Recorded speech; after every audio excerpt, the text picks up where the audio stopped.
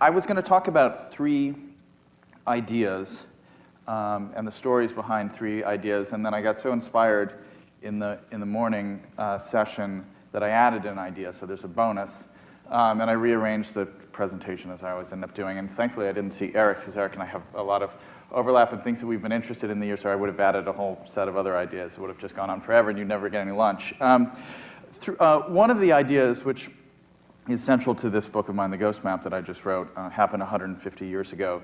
The other, and really changed the world in a very important way, in several important ways.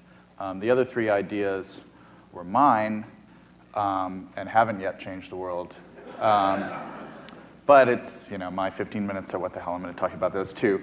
And the first one is the one that that just occurred to me listening to the discussion this morning, and you'll understand why.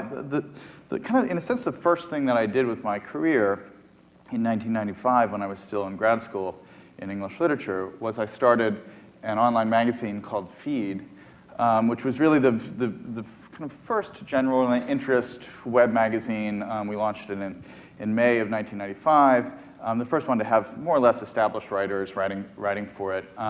And we did it with two people. It was a classic early web startup, two of us doing all the HTML, all the design, editing, putting everything together. And we went around for about a year or so, building up a nice little audience, very small little cult following. And then in May of '96, our second year, we got word that this guy, Walt Mossberg, was going to write a column about webzines that was going to focus on Feed. And so we talked to Walt on the phone. I don't know if you remember this, Walt. And he said, I'm going to write about you. I really like what you guys are doing. And the column's going to come out on this Thursday or whenever it was. And so we had a new design that we were putting together. And so we were furiously trying to get the new design up in time for this column. And I was basically doing all the design work at that point and literally doing it on a 28.8 modem, right, sitting in my apartment up by Columbia. And there was this extraordinary moment, which is just one of the great moments in my kind of experience of new media, where I'm scrambling to get all these new pages up and finish the HTML. And it's about midnight, and I'm still uploading the pages, and I look over my email, and 35 people have subscribed, sent in their email address to sign up for our email alert, which is a number we'd normally get in a week. And I realized that Walt's column has gone online. And so I'm just scrambling, trying to get up the rest of the site. And then the next hour, 100 people subscribe.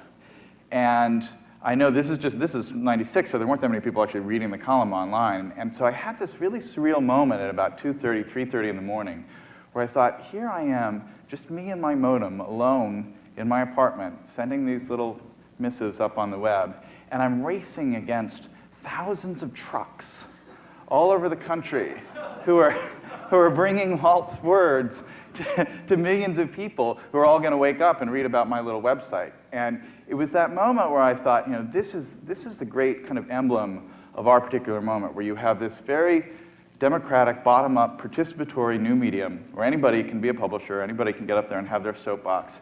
But it's overlapping with this older, top-down kind of broadcast medium. And it's not that one has kind of triumphed over the other, it's that they're living in this kind of uneasy, interesting balance where you have this enormous widening of the number of voices that are available, and at the same time you have these great amplifying voices. Thankfully, they're great voices like Walt's.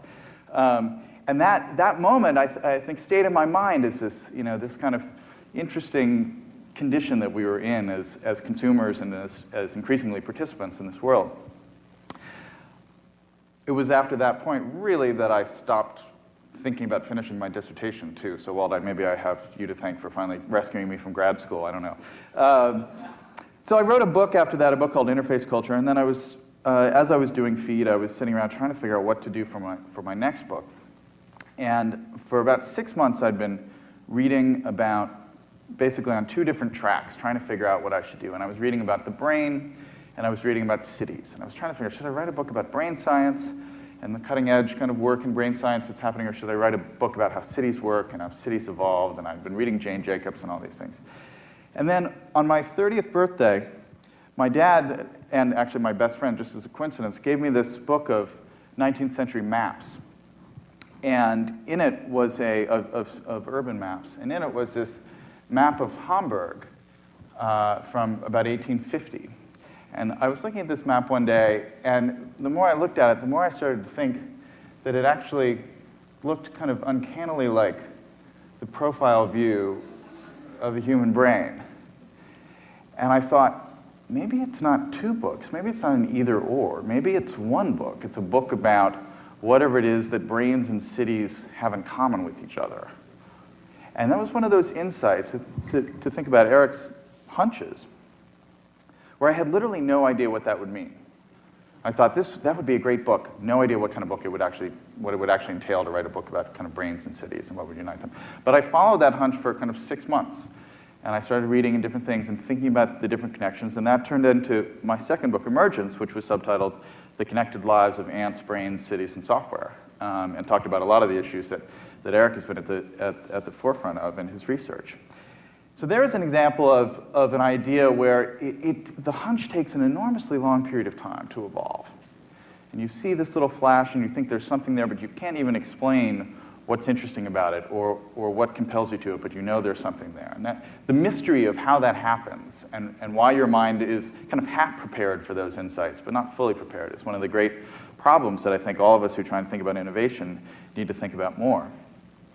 Then there are other kinds of ideas that happen, and I wrote a couple of other books, and then I was trying to decide a few years ago what I wanted to write next, and I went out to dinner with my wife one night, and I said, I'd really like to write a book about ideas that was anchored in a story.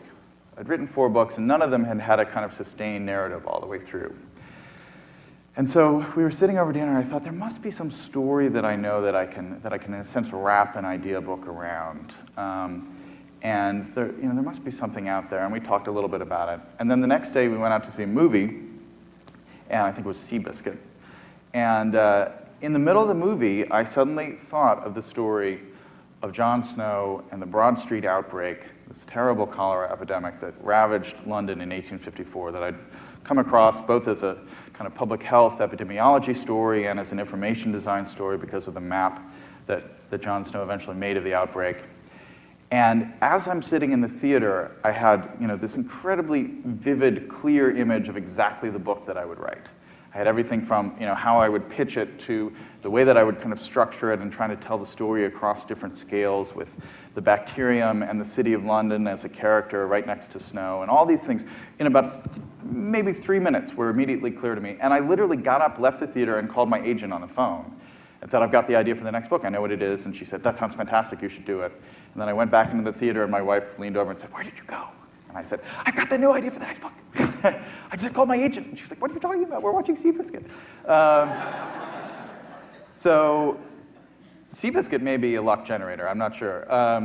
So that was a very kind of striking, different kind of experience where you occasionally have these ideas that come to you suddenly and that have a kind of clarity of revelation in that sense. The story of the ghost map is really the story of a great idea and a profound idea and an idea that involved collisions and random encounters and density on a number of levels. It takes place in London in 1854. London is a fascinating city at that point. It's the largest city, not only in the world, but the largest city the world has ever seen, 2.5 million people living basically in incredibly squalid conditions for the most part. It's a modern industrial city with an Elizabethan public health infrastructure. People literally living in waste and filth. The whole opening of the book is basically the story of these kind of scavengers wading through the sewers and the kind of muck at the edge of the Thames.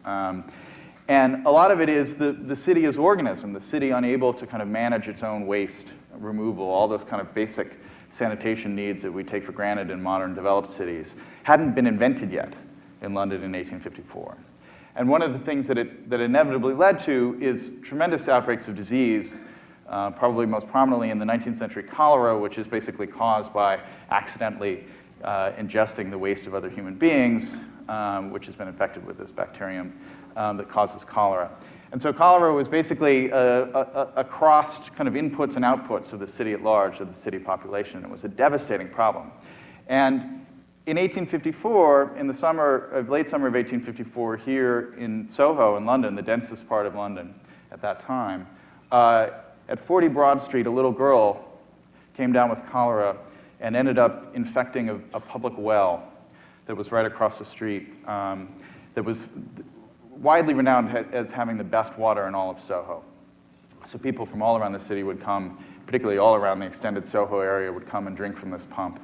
And so within 3 days, this devastating outbreak, really the most intense, kind of deadliest concentration of cholera in the history of London, broke out. And what followed for the next 7 or 8 days is just a scene of abject terror. 10% of the neighborhood died. Many more would have died had most of the neighborhood not fled in horror. Whole families kind of dying together in their single-room apartments and dying a particularly horrible death of cholera. And one of the reasons this had happened is because the existing health institution of the time was in the grips of a bad idea, led in part by this guy, Edwin Chadwick. And that bad idea was the miasma theory. The miasma theory held that all of the problems of disease were largely coming from poisoned air. Chadwick testified in the 1840s before Parliament that all smell is disease. And it was a logical kind of conclusion to come to because London was an incredibly offensively smelling city. If you go back and you read Dickens, you read Engels, you read all the great accounts of London of this period, the descriptions again and again are about the smell and how overwhelming it was. This is the kind of stuff that gets dropped out of the Masterpiece Theatre accounts of London. And we have this kind of sentimental Dickensian vision. It's all there in Dickens if you actually go and read it. But it was just an incredibly noxious place. And so people, for a complicated set of reasons, were under the impression that if they could just clean the air of these smells, that people would stop getting sick. This was the miasma theory. Now, one of the things that's important to think about when we think about innovation and why innovation happens is that it's important to study not just why good ideas break out and spread, but it's also important to study why bad ideas stay around too long. This is what I call in the book the sociology of error. It's just as important to kind of study those blind spots that appear, that block people, that keep people from having the insights that they should have. And people had it for a number of different reasons. They had it because there's a long-standing evolutionary reason that the brain evolved to respond with kind of an innate alarm system to extreme smells, whereas tiny bacteria invisible to the eye were not something that we evolved an ability to detect through our vision. So our nose is much better at detecting the very small than our eyes are at seeing the very small. There were reasons of political prejudice, there was reasons of kind of scientific orthodoxy, a whole host of reasons basically led to miasma lasting much longer, and it cost, thousands and thousands of lives because people were kind of stuck on this way of visualizing the world. Chadwick actually had everybody drain their cesspools that they had in their basements into the river to get rid of the smells in everybody's houses, but of course the river was the source of drinking water, so that didn't really work out so well. A modern-day bioterrorist couldn't have come up with a better scheme for poisoning the entire city's water supply. But in the middle of this, one of the heroes of the book, John Snow. You can go to London. I've noticed, actually, people on Flickr, this is the John Snow pub that's at the site of the outbreak now in London. I've noticed people on Flickr now going to London, having read the ghost map, going to London and visiting all these little cholera landmarks, which is pretty cool, and you see pictures of this pub a lot. Snow was crucially, and here we get back to the chief's discussion earlier, he was a local doctor. He was a resident of Soho, knew everyone there, was a brilliant 19th century mind, had been pioneering in a number of different disciplines, but was also tending to the poor of Soho, and had been working on a theory about cholera for a long time. He'd worked on, for many years, this idea that cholera was in the water, that it wasn't in the air, that the miasmatists had it all wrong, but he couldn't basically convince any of this. But over time, he did a number of studies looking at patterns of water consumption, looking at the cholera outbreaks, and when the outbreak came to 40 Broad Street, in a kind of perverse way, Snow saw a great opportunity, because he saw in this concentration of death, he figured there was probably a single isolated kind of point source for the entire epidemic that he could discover. And so he went straight into the belly of the beast and ended up ultimately building this map that showed all of the pattern of the outbreak and showed all the people who had been around the pump, who had drunk from the pump, who had gotten sick, who had died. And slowly over time, he managed to convince the authorities that water was the source of cholera and not infected air. But it took a long time, and it actually took the help of this amazing kind of colleague in this, the Reverend Henry Whitehead, who got kind of roped into the investigation and ended up kind of solving the mystery. It's kind of a Victorian CSI, if you can imagine such a thing. Ended up solving the mystery with Snow. And what's fascinating about Whitehead is that Whitehead was actually not an expert at all. And he was just a classic, local neighborhood connector who knew everyone in the neighborhood, was able to get into their houses for tea and to have a pint with them in the pub. He was the classic old, vicar. And because he had this social intelligence coupled with John Snow's scientific intelligence together, they were able to crack this case. But it was crucial, one, that they had different disciplines, that they had experience across different disciplines. Snow was a physician, he was a cartographer, he was a budding epidemiologist at a time when that field was just being invented. Whitehead was a priest and a connector and a great social mind with an open mind to the insights of science. And together they were able to solve this problem. But they were able to solve it because they were inside that community. They were the kind of local experts on the ground in a crucial way. Now, as I was writing this book, I found myself over time, when I was kind of distracted from writing it, I would find myself kind of logging onto the web and looking around and kind of wasting a little bit of time reading all these local place bloggers who were popping up, a year and a half ago, 2 years ago, particularly in Brooklyn where I live now. These were people blogging about their communities. These are people who are writing about what's going on in the street next to them, or what's going on with the deli, or the real estate development, or the mugging that happened. And it was one of those things where I realized as I was doing these two projects that there was this really interesting overlap between the two of them.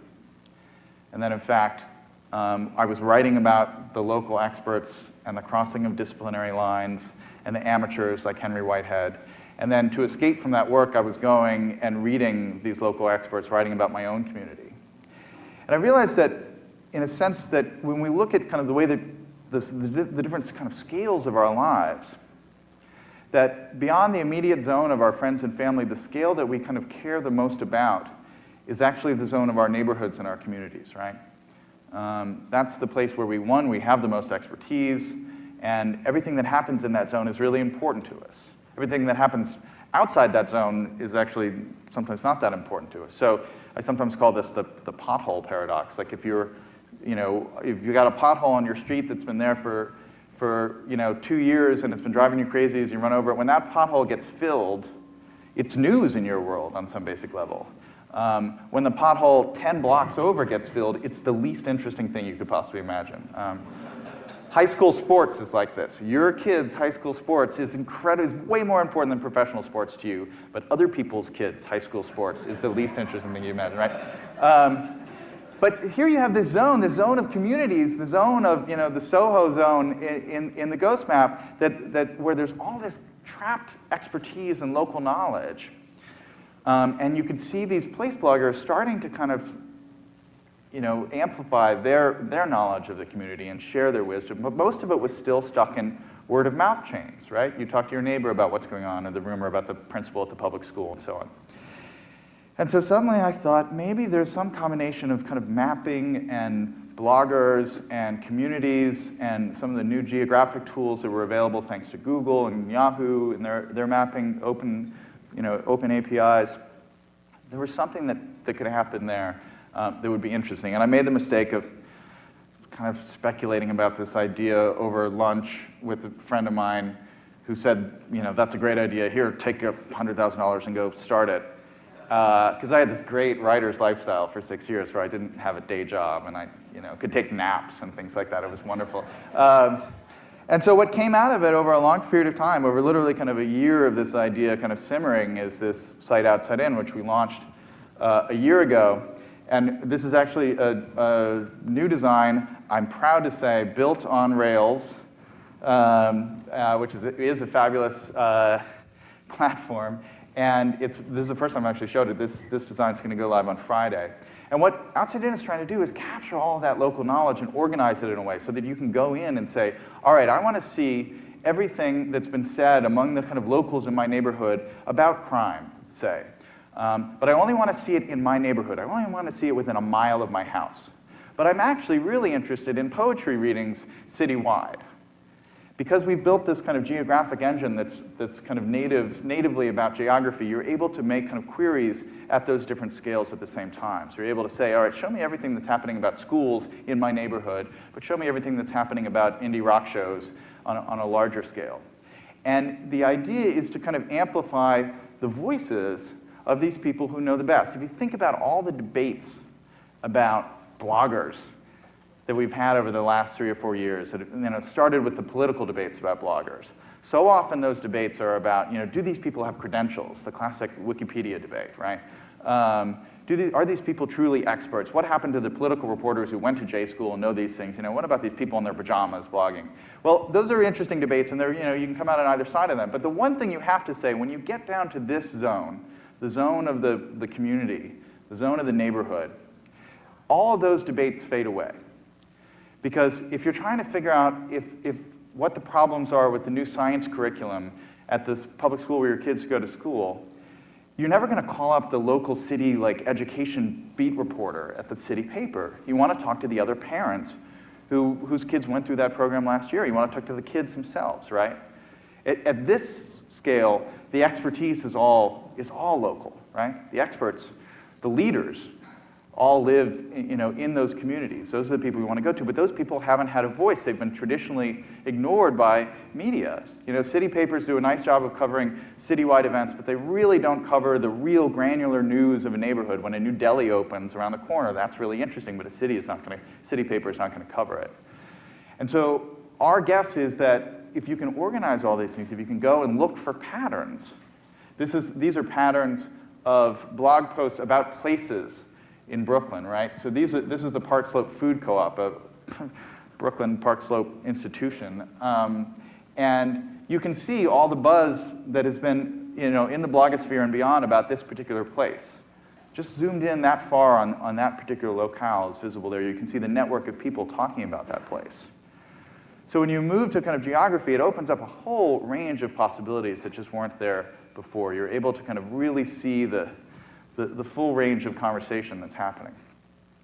So 4 ideas, right? 4 stories. There's feed, there's emergence, there's Jon Snow's great insight and Ghost Map, and then there's outside in. And I think that the key thing, and this is echoing exactly where Eric ended up, is that moment of insight watching Seabiscuit, where it all comes together, and you've got the whole unit right there ready to go, is by far and away the great exception. Most ideas do not happen that way. And if we build our expectations around the idea that we're looking for that eureka moment when the apple hits you on the head, we're going to fail every time, right? Most ideas start as hunches where you can't explain what it is, where you have this feeling that there's something in these local bloggers and something with Google Maps, and it sits with you for a year and you keep suppressing it and trying to not think about it. Or it's the hunch that there's a brain and a city connection that you can pull out. Those are the sources of some of the best ideas. Snow sat there forever, not to compare myself to Jon Snow, but Snow sat there with this hunch about cholera for 6 years, basically, before he could even begin to persuade anyone of the efficacy of it. And it took so long to just kind of come up with the situation where he was able to kind of make the case convincingly. And so what we need to build are, in a sense, hunch-supporting environments, right? Environments where you show up with a not even a half-baked idea, but a quarter-baked idea, a tenth-baked idea. And you come in and you're able to say, listen, I don't know, I'm missing huge components of what's good in this idea, but I'm going to throw it out there because I think there's something. And so, organizations are generally not structured to foster those kinds of things. Think tanks are. Maybe R&D labs are, experimental places are, but within a traditional organization, it's very hard to come in and say to your boss, I've got a really, really bad idea that I think in 2 years is going to be a good idea. It just doesn't work that way. And the other part of it is, to get to the collaborative issue, is that often that other 90% is sitting in somebody else's brain, right? You're never going to get that other 90%. A lot of the stuff we were working on outside in ended up working out because I brought in 2 other people who were way smarter than I was on a bunch of the key issues. And so it's finding the people who can then fill out that hunch and not alienate them with your 10th baked idea. That's the trick of it. That's the art of it, is trying to create environments that are that cultivate hunches rather than shoot them down. Thank you very much.